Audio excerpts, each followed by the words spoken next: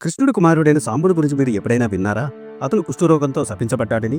ఒక కథ ప్రకారం తన తంత్రములతో ప్రసిద్ధుడైన సాంబుడు తన అందాన్ని ఉపయోగించి తన సవతి తల్లులను మోసగించాడు.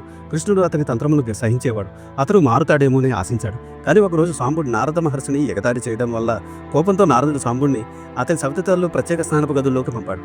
అక్కడికి చొరబడినందుకు ఆగ్రహించిన వారు కృష్ణుడి వద్దకు ఫిర్యాదు చేశారు.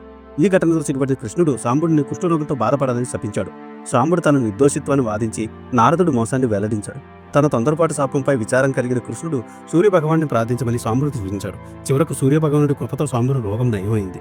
సాంబ పురాణంలో కూడా ఇలాంటి కథ ఉంది. ఇందులో సాంబుడు దుర్వాస మహర్షిని ఎగతాళి చేయడం వల్ల కుష్ఠరోగంతో శపించబడి ముల్తాన్ సూర్య దేవాలయంలో సూర్యుని పూజించి నయం పొందాడని, భవిష్య, స్కాంద మరియు వరాహ పురాణం వంటి ఇతర పురాణాల్లో కృష్ణుడి చిన్న భార్యలు సాంబుడిపై మోహితులయ్యారని, ఒక భార్య అయిన నందిని సాంబుడిని భార్యగా వేషం వేసుకుని అతని ఆలింగనం చేసిందని, ఈ అవమానకర చర్యకు కృష్ణుడు సాంబుడు కుష్ఠరోగంతో శపించి అతని భార్యలు లోపలిదారులచే అపహరించబడతారని భవిష్యవాణి చేశారు.